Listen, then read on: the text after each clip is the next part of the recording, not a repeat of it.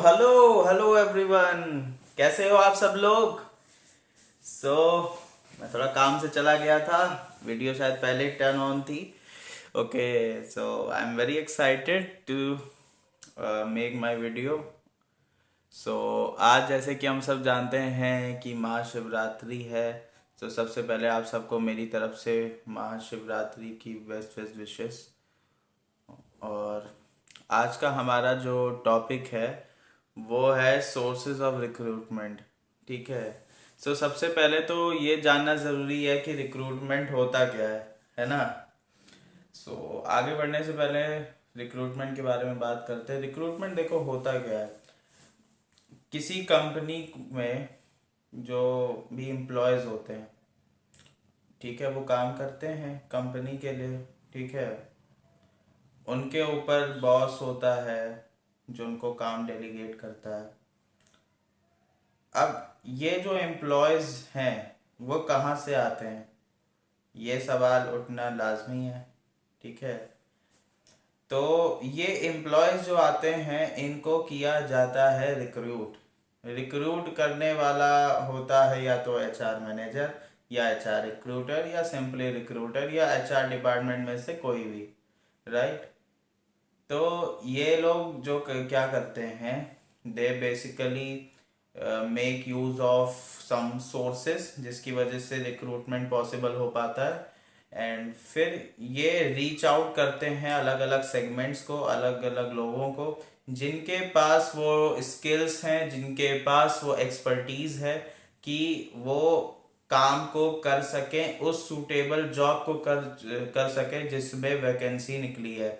Vacancy का मतलब होता है कि मान लो कोई पोस्ट निकली है फॉर एग्जांपल XYZ लिमिटेड में, और जॉब निकली है तुम्हारी टेक्निकल असिस्टेंट की।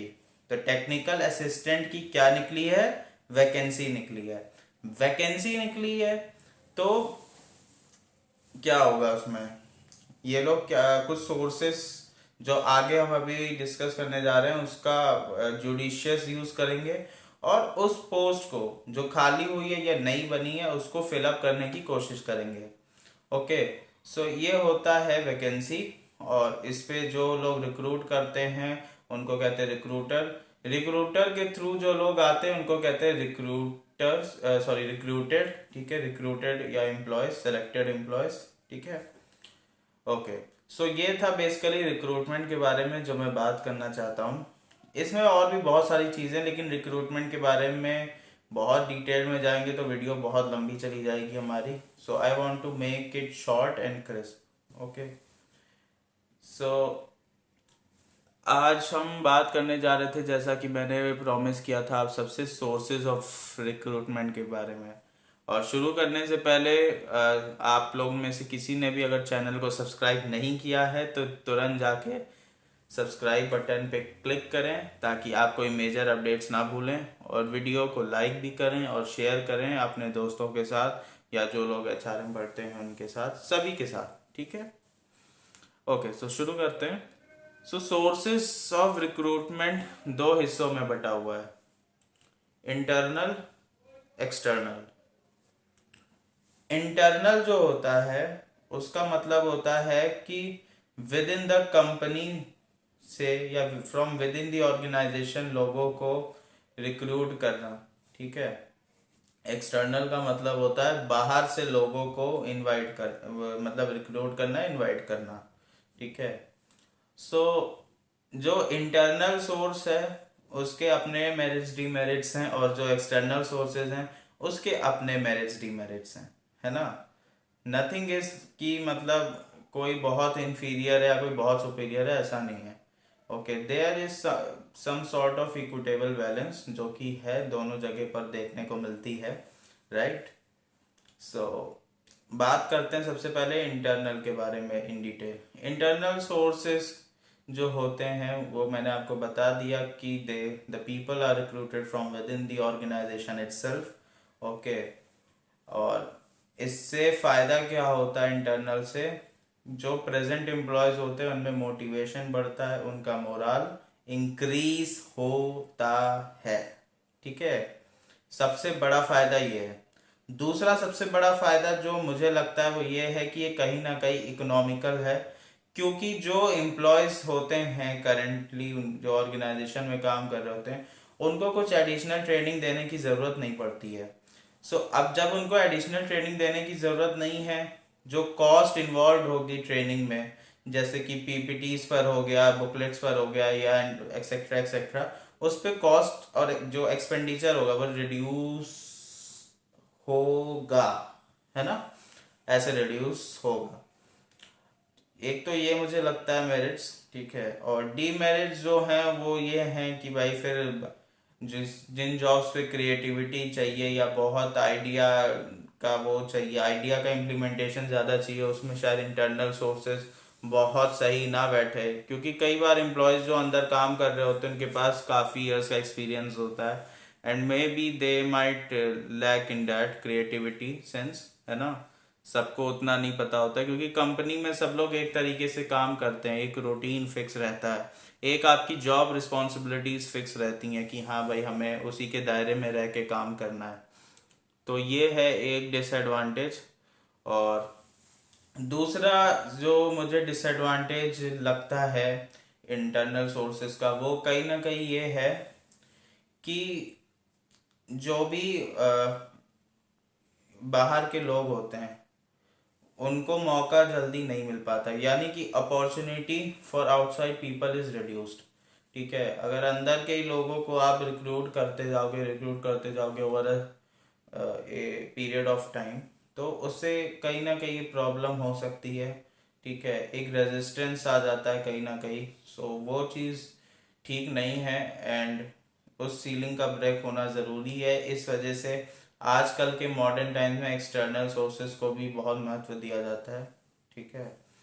अब सोर्सेज एग्जैक्टली हैं कौन से, ये हम बात कर लेते हैं। सो इंटरनल सोर्सेज में पहला आता है प्रमोशंस। प्रमोशन का मतलब ये होता है कि आप एक जगह से दूसरी जगह उठ के जा रहे हो, मतलब कि आपकी ग्रोथ होगी, उसमें आप प्रमोट हो गए हो एक पोजीशन से दूसरी किसी भी पोजीशन से, with higher responsibilities, higher status and higher responsibilities. वो तो जो मैंने बताया, higher responsibilities and higher status के साथ आप एक जगह से दूसरी जगह मूव कर सकते हो, ठीक है। तो वो एक ही ऑफिस में भी हो सकता है, एक प्लेस से दूसरी प्लेस पे भी हो सकता है, ठीक है। That is not a standard criterion. लेकिन हाँ, डिफरेंस सबसे बड़ा यही है प्रमोशंस में और ट्रांसफर्स में, कि रिस्पॉन्सिबिलिटीज़ और स्टेटस चेंज होता है। अब ट्रांसफ़र जो होता है वो आप समझ ही चुके होगे मेरी इस पिछली बात से। ट्रांसफ़र में क्या होता है, एक बंदा एक जगह से दूसरी प्लेस पे उसका ट्रांसफ़र होता है with no change in status और रिस्पॉन्सिबिलिटीज़। स्टेटस एंड रिस्पॉन्सिबिलिटीज़ में कोई चेंज नहीं होता है, बस एक जगह से दूसरी जगह उसको ट्रांसफ़र कर दिया जाता है, ठीक है। जैसे फॉर एग्जांपल मिस्टर ए हैं, उनका ट्रांसफ़र किया जाता है उनके काम के सिलसिले से मुंबई से बैंगलोर, ठीक है। तो वो हो गया ट्रांसफ़र। अब यही से मिस्टर ए का अगर प्रमोशन होता है मुंबई में ही, अभी मान लो मुंबई में वो हैं टेक्निकल सुपरवाइज़र की पोस्ट पर हैं, तो टेक्निकल सुपरवाइज़र की पोस्ट पे मान लो कि फ्रंट लाइन सुपरवाइज़र बन जाए मुंबई के ऑफिस में, सो वो होगा प्रमोशन, ठीक है। I think now you guys are able to relate कि मैं क्या कहना चाह रहा हूँ। ओके, सो ये हो गई पहली बात। प्रमोशंस होते हैं, ट्रांसफर्स होते हैं, और एक होता है कि अपने जो प्रेजेंट एम्प्लॉयज़ होते हैं उनको, मतलब कि जो प्रेजेंट एम्प्लॉयज़ हैं वो किसी को रिफ़र कर सकते हैं, यानी कि reference. Promotion, training, promotion, sorry sorry really sorry, promotion, transfer, references, ये तीन सबसे बड़े सोर्सेज होते हैं। रेफरेंसेस में क्या होता है, जो प्रेजेंट एम्प्लॉयज़ होते हैं वो रीच आउट करते हैं अपने किसी रिश्तेदार में या जिनको वो जानते हो, जैसे मान लो कोई किसी के मामा काम करते तो वो अपने भांजे को बताएंगे, या कोई चाचा काम करते अपने भतीजे को बताएंगे, ऐसे कुछ करके, मतलब कि वो एक चेन बन जाती है, एक टू लेयर चेन बन जाती है, जिससे वो इंफॉर्मेशन स्प्रेड होती है उनके रिलेटिव्स या उनके क्लोज फ्रेंड्स जो भी हैं, तो वो भी एक इजी सोर्स हो सकता है रिक्रूटमेंट के लिए, और काफ़ी हद तक टाइम भी बच सकता है और कॉस्ट भी कट हो सकती है। ठीक है। सो ये है इंटरनल सोर्सेज के बारे में। अब बात करते हैं एक्सटर्नल सोर्सेज के बारे में। तो एक्सटर्नल सोर्सेज क्या सजेस्ट करते हैं कि बाहर से, ऑर्गेनाइजेशन के बाहर से जो लोग काम नहीं करते हैं यहाँ पे नहीं, जो बाहर से आ रहे हैं हम उनको रिक्रूट करेंगे। ठीक है। अब इसके मेरिट्स क्या हैं? फ्रेश ब्लड, नया जो ब्लड है ऑर्गेनाइजेशन में, with new minds, with new development and जो ग्रोथ इंस्टिंक्ट होता है वो आते हैं ऑर्गेनाइजेशन में, जिससे कि ऑर्गेनाइजेशन की ग्रोथ में मदद होती है। ठीक है। एक तो सबसे बड़ा मेरिट ये है। दूसरा मेरिट ये है कि भाई कहीं ना कहीं इनकी जो ट्रेनिंग की कॉस्ट यहाँ भी वैसे कम होती है। इसको मैं थोड़ा सा इस तरीके से रखूँगा कि कई सारे जो बाहर के एम्प्लॉयज़ होते हैं उनको, मतलब वो इतने नॉलेजेबल होते हैं, उनके पास उतनी एक्सपर्टीज़ होती है कि उन्हें बहुत एडिक्वेट, मतलब कि उन्हें एक सर्टेन लेवल ऑफ ट्रेनिंग चलती है। ठीक है। उतना तो वो रहता है, स्टैंडर्ड लेवल ऑफ ट्रेनिंग तो उनको प्रोवाइड किया, लेकिन ऐसा नहीं कि बहुत additional level of training provide की जाएगी, है ना। सो ये एक मेरिट है, और यही चीज़ डीमेरिट बन जाती कहीं ना कहीं इंटरनल सोर्सेज में, कि अगर आपको अपने ही बंदे को ऊपर की पोजीशन पे पहुंचाना है, उसको एडिशनल ट्रेनिंग देनी पड़ेगी, एडिशनल एडवाइजेस देने पड़ेंगे, है ना। सो ये है इनके पहली तो मेरिट्स हैं एक्सटर्नल सोर्सेज के। फिर इनके डीमेरिट्स क्या है भाई? क्लैश हो सकता है, क्लैश या conflict of interest between the present employees and the new employees. ठीक है। ये बहुत लाजमी बात है। कई बार वैसे अब इस तरीके से नहीं होता है, वक्त बहुत बदल रहा है, लेकिन कई कई पे ऐसे केसेस हैं कि नए एम्प्लॉयज़ जब आते हैं तो पुराने वालों को लगता है कि नहीं यार, इनकी वजह से हमको दिक्कत हो सकती है, हमें प्रमोशन नहीं मिलेगा या हम ग्रोथ नहीं कर पाएंगे ऑर्गेनाइजेशन में। सो एक ये जो थॉट होता है, ठीक है, ये एक डीमेरिट बन जाता है एक्सटर्नल सोर्सेज में। ठीक है। बाकी अगर इसमें मान लो कि सूटेबिलिटी की प्रॉब्लम आती है, सूटेबिलिटी एंड फ्लेक्सिबिलिटी, अगर मान लो वो बंदा जिसको हायर किया गया है अंदर एक्सटर्नल सोर्सेज के थ्रू, अगर वो सही ना निकले तो प्रॉब्लम बन सकता है। ठीक है। ऑर्गेनाइजेशन में एक हर्डल हो सकता है। ठीक है। और फिर उसको जो करंट एम्प्लॉयज़ हैं इसको ये चीज़ रिपोर्ट कर सकते हैं, जो ऑर्गेनाइजेशन के स्टेटस के लिए बिल्कुल सही नहीं होगा। ठीक है। सो ये चीज़ें हैं जो मुझे लगती हैं कि इसके मेरिट्स और डीमेरिट्स हो सकते हैं। सोर्सेस की बात करें तो सबसे पहला सोर्स, जैसा कि हम लोग जानते हैं, कैजुअल कॉलर्स, है ना। कैजुअल कॉलर्स वो होते हैं जो भी लोग आगे फैक्ट, मतलब कि जाते हैं वहाँ पे सीधे ऑर्गेनाइजेशंस में नौकरी पाने के लिए, कि भाई कोई भी छोटी मोटी नौकरी हो, जो भी नौकरी हो अभी अवेलेबल, वो आप हमको दे दो। तो एक ये भी काफ़ी चीप सोर्स साबित होता है। ठीक है। मतलब काफ़ी चीप साबित होता है। ओके। फिर इसी के साथ आ जाता है फैक्ट्री गेट वर्कर्स। तो फैक्ट्री गेट्स पे जाके जो लेबर्स, मतलब वहाँ पे जाते हैं और अपना काम मांगने जाते हैं।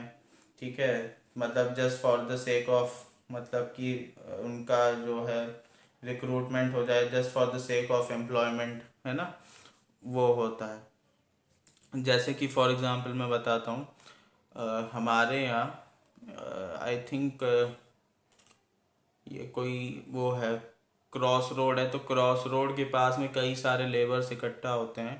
तो वो शायद कॉन्ट्रैक्ट बेस्ड होते हैं, लेकिन कई कई ऐसे भी होते हैं जो वहाँ वॉलेंटरली आ जाते हैं कुछ काम पाने के लिए। सो वो भी एक अच्छा सोर्स है। मान लो को हम मैं जा रहा हूँ, मुझे कुछ काम है, घर पे मिस्त्री का काम कराना है, तो मैं कोई लेबर उठा के वहाँ से जो चौराहे पे खड़े होंगे मैं उनको ले जाऊँगा। ठीक है। उनका भी फ़ायदा होगा और मेरा भी कहीं ना कहीं फ़ायदा होगा, क्योंकि फिर मैं अपने हिसाब से प्राइस बिल्ड कर सकता हूँ, अपने हिसाब से प्राइस फिक्स कर सकता हूँ उसके काम का। राइट। जो स्टैंडर्ड वेज है वो तो लगेगा ही, स्टैंडर्ड वेज इज फिक्स्ड। ठीक है। वो तो देना ही है, लेकिन एक ये चीज़ रहती है, काफ़ी चीप रहता है on the part of customers और on the part of labours also, accessibility के उससे अगर देखा जाए पॉइंट ऑफ व्यू से। दूसरा जो सोर्स है वो इसी से, सॉरी, तीसरा जो सोर्स है वो कॉन्ट्रैक्ट लेबर्स का, वो इसी से जोड़ सकते हैं कि फिर इसमें कॉन्ट्रैक्टर्स आ जाते हैं, वो डील करते हैं। ठीक है। They are acting as a bridge between the parties. मतलब कि लेबर में और ऑर्गेनाइजेशन में एक ब्रिज वो बन जाते हैं, ठीक है। तो वो लोग भी काफ़ी हेल्प करते हैं, ठीक है, ताकि लोगों को एम्प्लॉयमेंट मिल जाए या रिक्रूटमेंट में वो बहुत हेल्पफुल साबित होते हैं। फिर हम बात करते हैं कैंपस प्लेसमेंट की, जो कि बहुत फेमस है। हम लोग सुनते रहते हैं, बी स्कूल्स में प्लेसमेंट्स होती हैं, आईआईटीज़ में प्लेसमेंट्स होती हैं, कॉलेजेस में प्लेसमेंट्स होती हैं, ठीक है। ये भी एक अच्छा सोर्स है। इसमें क्या होता है, कंपनीज खुद रिक्रूट करती हैं बच्चों को, या तो कंपनीज कॉलेजेस में जाती हैं, ठीक है, या बाय वे ऑफ फेयर्स ये चीज़ें पॉसिबल होती हैं, और प्लेसमेंट्स और इंटर्नशिप्स एज जो भी होता है। वैसे हम प्लेसमेंट की बात करेंगे इसमें, तो प्लेसमेंट्स उस अकॉर्डिंगली मिलती है बच्चों को। ओके, तो कैंपस प्लेसमेंट हो गया। बाकी जॉब एडवर्टीजमेंट्स होता है, ये तो यार बहुत ही फेमस चीज़ है। एक्सटर्नल सोर्स की जब हम बात करते हैं तो एडवर्टीजमेंट का जो होता है आइडिया, वो सबसे पहले क्लिक करता है माइंड को। एडवर्टीजमेंट निकालती है कोई पर्टिकुलर ऑर्गेनाइजेशन अपनी वैकेंसी की, कि भाई हमारे यहाँ ये वैकेंसी खाली है, बाय वे ऑफ न्यूज़पेपर्स और मैगजीन्स, ठीक है, या कुछ अदर मोड्स ऑफ मीडिया भी हो सकते हैं, और आप इसमें अप्लाई कर सकते हैं। तो वो लोग जो इंटरेस्टेड होते हैं वो अप्लाई करते हैं वहाँ पे जाके, ठीक है। एंड ये काफ़ी चीप और कन्वीनियंट सोर्स बन जाता है कहीं ना कहीं, जो उन कैंडिडेट्स के लिए, ठीक है, जो लोग जॉब सीख कर रहे हैं या जो लोग जॉब्स को देख रहे हैं। सो यही था पूरा पूरा जो मैं बात करना चाह रहा था। Okay great. Today's video is 17 minutes duration, 17 दिखा रहा है। तो 17 मिनट की ये वीडियो है। अभी हमने ख़त्म भी करना है इसको जल्दी से। ओके, सो मुझे लगता है हमने जो थोड़ा बहुत भी डिस्कशन किया वो सब आपके माइंड में आपके गया होगा। एंड आई होप कि आप लोग ने आज इससे कुछ सीखा होगा, समझा होगा। एंड नेक्स्ट वीडियो में फिर हम आपसे मिलेंगे एक नए टॉपिक पे। टॉपिक मैं वाया यूट्यूब शॉर्ट्स आपको बता दूंगा, जो भी लोग मेरे से कनेक्टेड हैं, ठीक है, उनको पता लग ही जाएगा। और इसीलिए मैं फिर से कह रहा हूँ, सब लोग चैनल को सब्सक्राइब कर लें, लाइक बटन दबाएं। कोई भी दिक्कत हो आप कमेंट सेक्शन पे जाके बताएं, कोई फीडबैक देना हो तो comment section is always open. So बस यही बात है जो मैं आज कहना चाहता था। Thank you so much if you are watching this video. And अच्छा लगता है आप लोग जब वक्त देते हो, उस पर जो व्यूज़ आते हैं, जो भी वैल्यूएबल व्यूज़ हैं, वो मेरे लिए बहुत काम आएंगे। मुझे भी पता लगेगा कि कितने लोग देखते हैं एक्चुअली इस चैनल को। So thank you so much once again, and मिलते हैं फिर नेक्स्ट वीडियो में। ओके, सब लोग अपना ख्याल रखें और खुश रहें।